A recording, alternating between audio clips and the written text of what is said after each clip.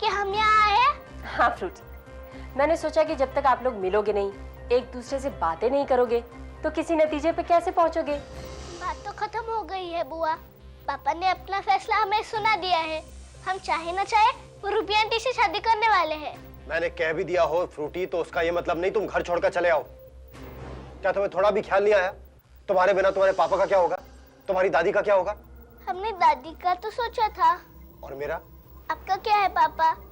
हमें लगा कि आप शादी की तैयारियों में लगे हैं। चलो फ्रूटी, मैं तुम्हारी नॉनसेंस सुनने यहाँ नहीं आया हूँ। रोहित, कम से कम तुम तो धीरज से काम लो। दीदी, मैं धीरज कहाँ से लाऊं? जिस बाप के ऐसे बच्चे हों, उसे सुख चैन मिल सकता है क्या? भैया, मैं मानती हूँ कि इनसे गलती हो गई, लेकिन गलती करने की इनकी भी तो कोई मजबूरी रही होगी ना? इनकी कोई मजबूरी नहीं है, इनकी सिर्फ जिद है। ये नहीं चाहते मैं दूसरी शादी करूं। तुम लोग ये जिद क्यों कर रहे हो? क्योंकि मैं रूबी से शादी करना चाहता हूँ। पापा, हम सिर्फ रूबी आंटी के खिलाफ नहीं हैं। हम तो इस बात के भी खिलाफ है कि हमारे घर में सौतेली माँ आएगी। तुम्हें क्या लगता है सारी सौतेली माएं खराब होती हैं? हाँ। ऐसा भी तो हो सकता है कि आशीष और नरेश ने कोई अच्छी सौतेली माँ देखी हो। क्यों आशीष? मम्मी, प्लीज आप ये बात वापस मत कीजिए। बेटा, एप्पी और फ्रूटी को ये बताने में कोई हर्ज नहीं। उन्हें भी तो पता चलना चाहिए कि दुनिया की हर सौतेली माँ बुरी नहीं होती। एप्पी, फ्रूटी, मैं आशीष और नरेश की सौतेली माँ हूँ। एकदम निकम्मे दोस्त हो तुम मेरे, बिल्कुल निकम्मे। अरे 2 करोड़ आने वाले थे हाथ में, 2 करोड़, और तुम ये फूटा हुआ माथा लेकर आ गए मेरे सामने। दीपक भैया, आप वहाँ होते तो आपको पता चलता कि कितने शैतान है वो 2 बच्चे। Shut up! निकम्मे तो हुई, बेवकूफ भी हो, और बेवकूफ दोस्त से अकलमंद दुश्मन कहीं बेहतर होता है। दीपक भैया, आप बहुत ज्यादती कर रहे हैं। एक तो हमारी पिटाई, ऊपर से आप हमें बेवकूफ कह रहे हैं। बेवकूफ नहीं कहूं तो क्या कहूं? 7-8 साल के बच्चों से पिट कर आ गए तुम। तो अब करना क्या दीपक भैया?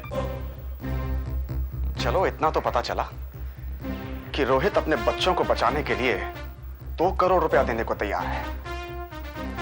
इस बार बच्चे निकल गए तो क्या हुआ?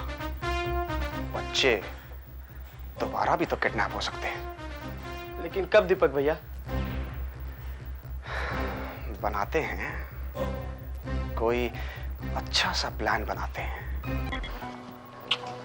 बुआ, एप्पी और मैंने फैसला किया है कि आप जो कह रही हो वो बिल्कुल ठीक कह रही हो। हम घर जाने के लिए तैयार हैं, लेकिन पापा को हमसे एक वादा करना पड़ेगा कि जब तक हम रूबी आंटी को नहीं आजमा लेते, उनकी शादी के लिए हाँ नहीं करते, तब तक पापा शादी नहीं करेंगे। ठीक है बेटे, मुझे मंजूर है, लेकिन कहीं ऐसा नहीं हो कि तुम रूबी को सालों साल तक आजमाते ही रहो। नहीं पापा, हमें सिर्फ 3 महीने दीजिए। 3 महीने में हम सही फैसला करेंगे, और वो भी शराफत से। अरे किसी ने सच ही कहा है बेटा, भगवान एक दरवाजा बंद करता है तो 100 दरवाजे खोल देता है। मामा, जो दरवाजा बंद हुआ वो तो मुझे पता है कि बच्चे भाग गए, लेकिन 100 दरवाजे कौन से खुल गए? अरे इस बार रोहित की माँ की दोनों टांगे टूट गई। ओहो मामा, उस बुढ़िया के लंगड़े हो जाने से हमें क्या फायदा? तेरा दिमाग बिल्कुल भी मुझ पे नहीं किया है। अरे बुढ़िया के लंगड़े हो जाने से हमारी रूबी को उस घर का परमानेंट वीजा जो मिल जाएगा, फिर वो पहले दादी का दिल जीतेगी, फिर बच्चों का। अरे तू वापस आ गई रूबी? और क्या करती माँ? अरे मैंने तो तुझे कहा था दिल लगा के बुढ़िया की सेवा करना। मम्मा, सेवा करने की हद होती है। क्यों, बहुत डिमांडिंग है क्या? नहीं भैया, वो बेचारी बहुत अच्छी है, लेकिन वो मम्मा सुबह सुबह मुझे कहती है बाथरूम ले जाओ, वो सब मुझसे नहीं होता है। अच्छा, कोई बात नहीं, अब तू नहा धो के तैयार हो जा और वापस चली जा, और 2-4 जोड़ी कपड़ों की भी साथ रख लेना। मम्मा 2-4 जोड़ी कपड़े तो मैं ले जाऊंगी, लेकिन फिर उसने कहा कि मुझे बाथरूम ले जाओ, तो मम्मा मैं कोई ट्रेन नर्स तो नहीं हो ना, ये सब मुझसे नहीं होता, प्लीज। अरे अरे अरे बहना, तुम चिंता मत करो, मैं अपनी शारदा को नर्स बना के वहां भेज दूंगा, सबको संभाल लेगी वो, मैं जानता हूँ उसको।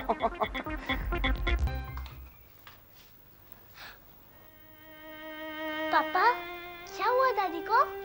बेटे आप खुद ही पूछ लीजिए। दादी! अरे मेरी बच्चों, अरे मुझे छोड़कर तुम लोग कहाँ चले गए थे? अब कभी नहीं जाना। अच्छा देखो, तुम दोनों की वजह से ये मेरा क्या हाल हो गया है। हमारी वजह से? हाँ, एक्सीडेंट हुआ? ऐसे ही समझो। पर दादी, हमारी वजह से कैसे एक्सीडेंट हुआ? अरे ये सब इस फ्रूटी की वजह से हुआ है। फ्रूटी ने वो मंत्र जेफ को सिखाया, जेफ ने प्रोफेसर को सिखाया और प्रोफेसर उड़ गया। मैंने सोचा मैं भी उड़ूं और तुम लोगों को ढूंढूं और मैंने भी मंत्र पढ़ा। फिर क्या हुआ? फिर ये देखो ये हुआ है, मेरी दोनों टांगे टूट गई हैं। आई एम सॉरी दादी, लेकिन मैंने जेफ को कोई मंत्र नहीं बताया था। फ्रूटी, प्रोफेसर वही मंत्र पढ़ के उड़ने लगा था। मुझे तुमसे बहुत सारे एक्सप्लेनेशन देने हैं, लेकिन अभी नहीं। अभी तुम लोग नहाओ धो और दादी के साथ खूब गप्पे लड़ाओ। ओके पापा। मॉम, रूबी नजर नहीं आ रही। अभी अभी अपने घर चेंज करने गई है। मैंने उसे कहा है कुछ कपड़े अपने साथ ले आना। ठीक है आपने। पापा चलो हम रूबी आंटी को लेकर आते हैं। ठीक है चलो।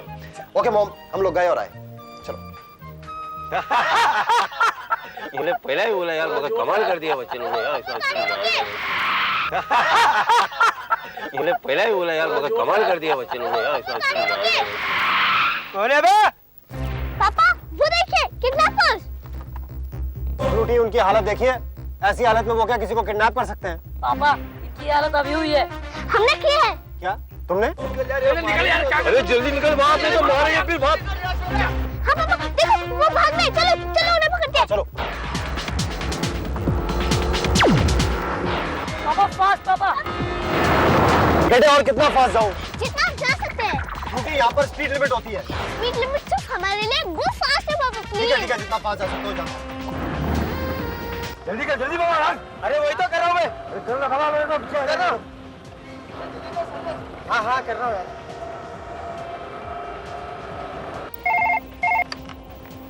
हेलो।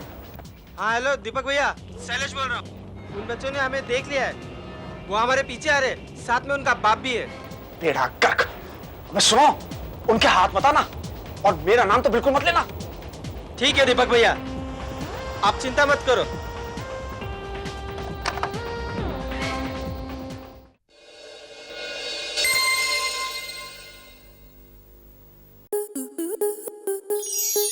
स्टार प्लस के ऐसे ही और बेहतरीन लम्हे देखने के लिए सब्सक्राइब करें हमारे YouTube चैनल को।